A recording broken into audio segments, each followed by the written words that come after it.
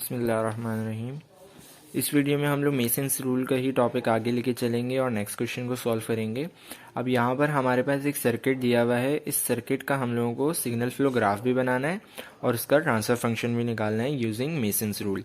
अब इसके हम लोग जब सर्किट दिया हुआ होता है तो कैसे करते हैं कि हम लोग इसके इनपुट और आउटपुट हम लोग देखेंगे कि क्या क्या हम लोगों को निकालना पड़ेंगे। तो सिग्नल सबसे पहले हम लोग बनाएंगे सिग्नल फ्लो ग्राफ, उसके बाद हम लोग मूव करेंगे ट्रांसफर फंक्शन। तो अब हमारे पास ये सर्किट दिया हुआ है। अब इस सर्किट को हम लोग किस तरीके से बना लेंगे, इस फॉर्म में ले आएंगे ताकि हम लोगों को पता लग जाए कि क्या क्या हमारे पास नोड्स बनेंगे। एक हमारे पास वैल्यू आ जाएगी V1, दूसरी I1, तीसरी V2, चौथी I2 और फिर V3। क्योंकि ट्रांसफर फंक्शन हमारे पास किसका बताया हुआ है उन्होंने, V3/V1। तो V3 आउटपुट है और V1 इनपुट है। अब इसका हम लोगों को ट्रांसफर फंक्शन निकालना है। अब यहाँ पर हमारे पास मैश एनालिसिस और नोडल एनालिसिस हम लोगों ने किया हुआ है। KCL और KVL भी हम लोगों ने यूज़ किया है ताकि हमारे पास इक्वेशंस आ जाएं। अब हम लोग किस तरीके से सॉल्व करेंगे, सबसे पहले V1। तो हम लोग V1 का हमारे पास किस तरीके से हम लोग निकालेंगे। हम लोगों ने बनाया लूप 1। लूप 1 में यहाँ पे करंट 1 है और यहाँ पर करंट 2 आ गया। I1 I2 का मैंने सिर्फ नाम दिया है, वैल्यू 1 2 नहीं है। लूप 1 पे हम लोग देखेंगे, हम लोगों ने मैश एनालिसिस लगाया I1 R1 plus I1 minus I2 R3, फिर ये minus V1 is equals to 0। अब हम लोगों ने क्या करा कि माइनस का V1 है, उधर जाके प्लस का V1 हो जाएगा। अब प्लस का V1 is equals to I1 और यहाँ पर V2 कैसे आ गया। अब ये वाला जो हमारे पास टर्म है ये हमारे पास V2 है, क्योंकि हम लोग अगर इस नोड पे वोल्टेज निकालेंगे तो वो बराबर होगा I1 minus I2 multiply by I3। ये नोडल एनालिसिस से आया है। नोडल एनालिसिस अगर आता होगा तो ये चीज़ आसानी से समझ में आ जाएगी। तो इसलिए यहाँ पर मैंने इस टर्म की जगह V2 लिख दिया है। माइनस का था, सिर्फ ये टर्म उधर गई है, बाकी ये दोनों टर्म एज इट इज़। यहाँ पर हम लोगों ने V1 की वैल्यू हम लोगों ने निकाल ली। अब आगे किस तरीके से हम लोगों ने किया हुआ है। अब यहाँ पर V1 कैसे आया और ये V2 कैसे आ गया भाई। यहाँ पर हम लोगों ने क्या करा कि सबसे पहले I1 R1 हम लोगों ने किसके बराबर लिया, V1 minus V2। I1 R1 यहाँ से आया, ये बराबर कैसे होगा V1 माइनस V2 के। यहाँ पर हमारे पास नोडल एनालिसिस में इस तरीके से हम लोग सॉल्व करते हैं। अगर आप लोगों को याद होगा नोडल एनालिसिस तो समझने में आसानी हो जाएगी। इस तरीके से हम लोगों ने यहाँ पर I1 R1 की वैल्यू निकाल ली। अगर आपको इसका वोल्टेज निकालना है तो ये वाले नोड में से इस नोड में का वोल्टेज माइनस कर दें तो हमारे पास ये वाला वोल्टेज आ जाता है। अब ये I1 R1 हमारे पास किसके बराबर हो गया, V1 माइनस V2। आप इसको मैश एनालिसिस से भी निकाल सकते हैं। यहाँ पर हम लोगों ने क्या लिखा, माइनस का V1 प्लस का I1 R1 फिर प्लस का V2। ये वाला इसकी टर्म नहीं लिखी हमने, इसका डायरेक्ट वोल्टेज लिख दिया V2। तो डायरेक्ट हमारे पास यही टर्म दोबारा बन जाएगी। अब हमें चाहिए क्या था, और आप लोग इससे भी निकाल सकते हैं। जैसे V1 निकाला था तो V2 इधर था, V2 उधर ले जाएंगे तो हमारे पास क्या बन जाएगा, I1 R1 as it is इधर बच जाएगा। अब हम लोगों को सिर्फ I1 वैल्यू चाहिए। R1 इधर मल्टीप्लाई हो रहा है, उधर जाके डिवाइड हो जाएगा। अब मैं I1 को इक्वेशन 1 का नाम दे दूंगा। उसके बाद हम लोग नोड 2 पे जाएंगे। नोड 2 पे जाएंगे तो इसका वोल्टेज हम लोगों ने कैसे निकाला था, I1 minus I2 multiply by I3। तो यही टर्म मैंने इधर लिख दी। I1 को मल्टीप्लाई करा दिया, I2 को भी मल्टीप्लाई करा दिया, तो ये इक्वेशन बनी। तो V2 की क्या वैल्यू आ रही है, I1 R3 minus I2 R3। इसको नाम दे दिया इक्वेशन 2 का। अब चलते हैं नीचे लूप 2 पर। लूप 2 पर हम लोगों ने कैसे निकाला, लूप 2 को देख लेते हैं। सबसे पहले मैंने क्या लिखा हुआ है, I2 R2। तो I2 R2 कैसे आया, यहाँ से जाएंगे I2 R2, उसके बाद मैंने क्या लिखा है, प्लस का I2 R4, यहाँ पर आए प्लस का इधर I2 R4, फिर माइनस का V2।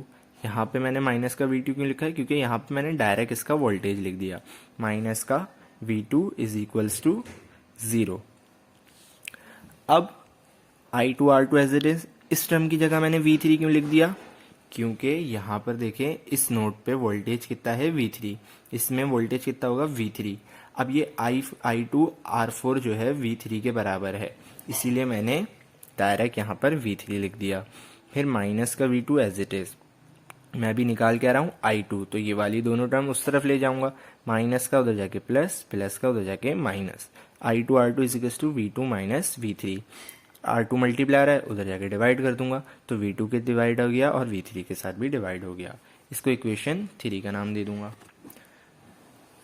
अब चलते हैं हमारे पास V3 निकालने के लिए। V3 तो आपको पता है मैंने क्या करा था, I2 मल्टीप्लाई बाय R4 करूंगा, V3 मेरे पास आ जाएगा, तो सिंपल सी इसकी V3 की इक्वेशन आ जाएगी।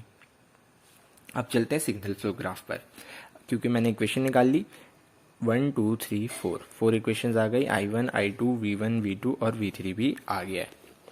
अब मुझे जाना कहाँ से, V1 से V3 जाना है, तो सबसे पहले V1 I1 V2 I2 V3, तो मैंने सबसे पहले नोड्स बनाए V1 I1 V2 I2 V3।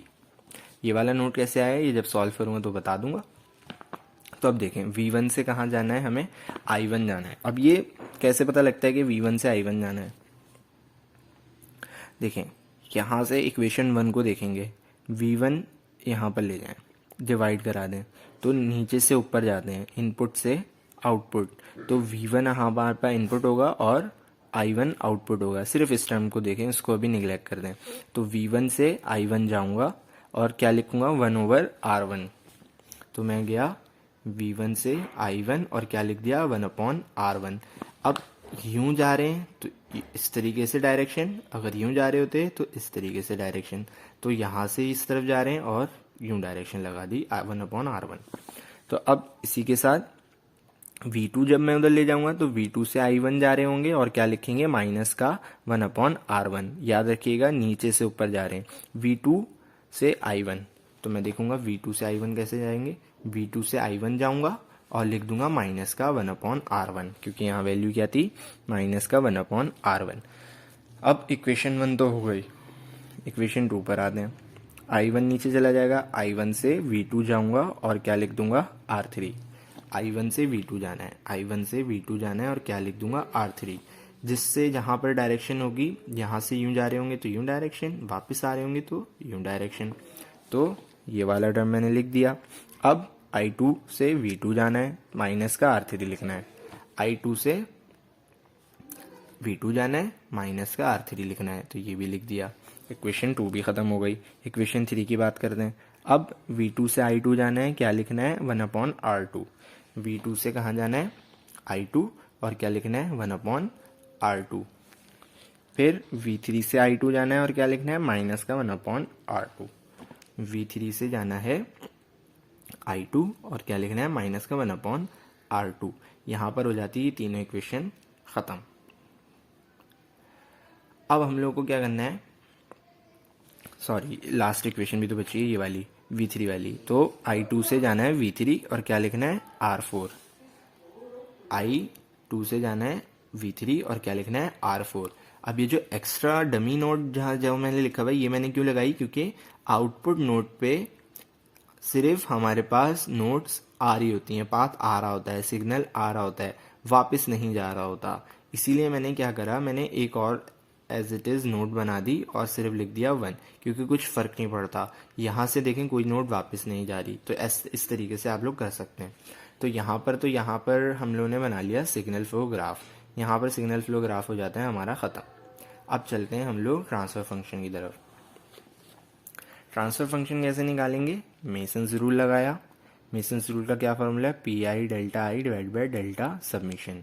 इसको मैंने इक्वेशन 1 का नाम दिया। सबसे पहले हम लोगों को क्या पता लगाना होता है, फॉरवर्ड पाथ। अब फॉरवर्ड पाथ क्या है, हमारे पास इनपुट नोड से आउटपुट नोड जाना है, पाथ फाइंड करना है सिग्नल फ्लो में, ऐसा पाथ जिसमें हमारे पास कोई भी नोड रिपीट ना हो रही हो। तो यहाँ पर देखेंगे सिग्नल फ्लो ग्राफ में V1 से V3 जाएंगे और बीच में कोई नोड रिपीट नहीं होनी चाहिए। तो मैं यूँ सीधा जाऊँगा,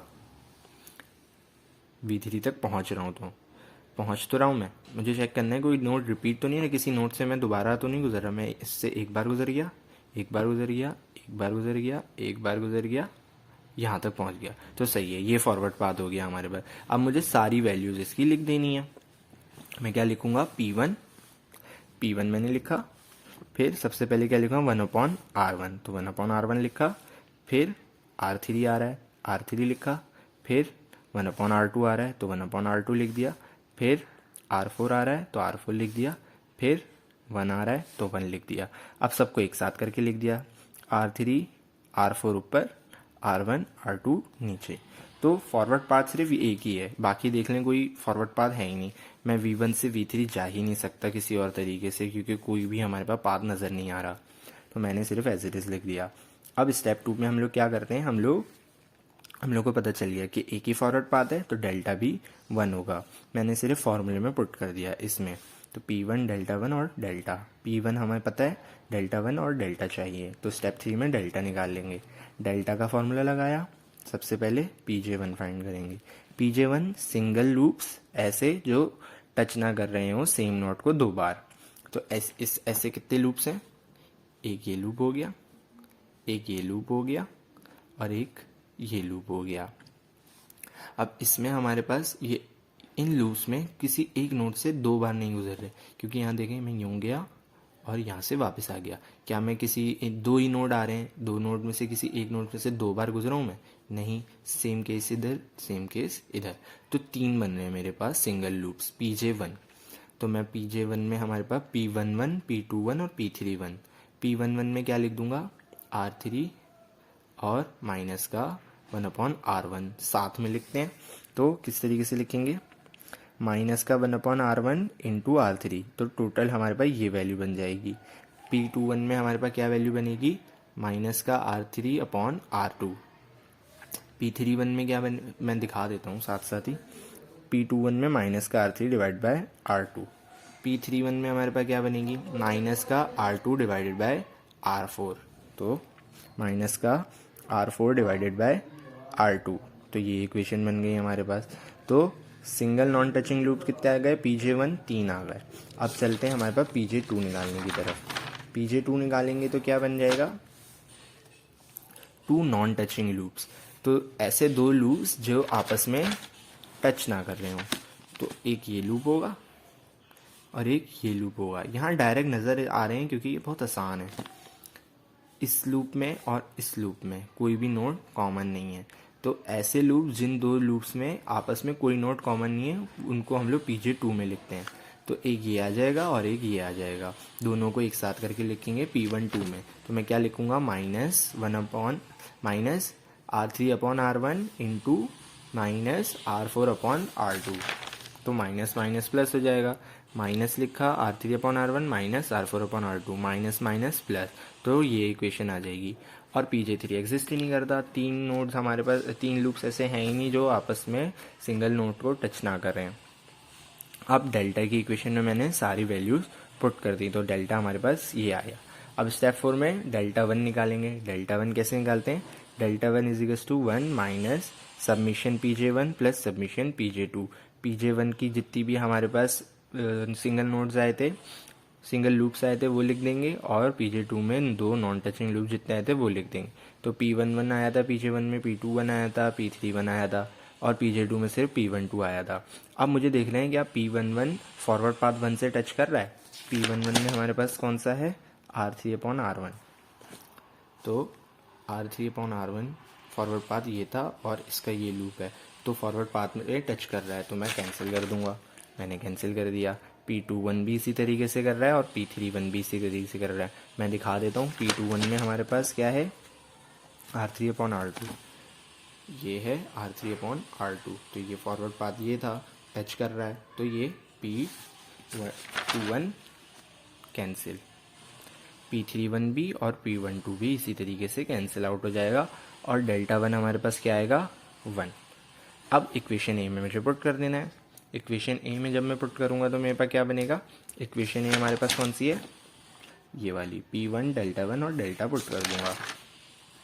सारी वैल्यूज़ मैंने पुट करी तो ये आ रहा है, माइनस यहाँ से कॉमन ले लिया तो इस तरीके से आ गया। अब नेक्स्ट स्टेप में माइनस माइनस प्लस हो जाएगा, और यहाँ पर एलसीएम में नीचे क्या टर्म आएगी, R1 इंटू R2। तो नेक्स्ट टर्म में मैंने इधर लिख दिया R1/R2।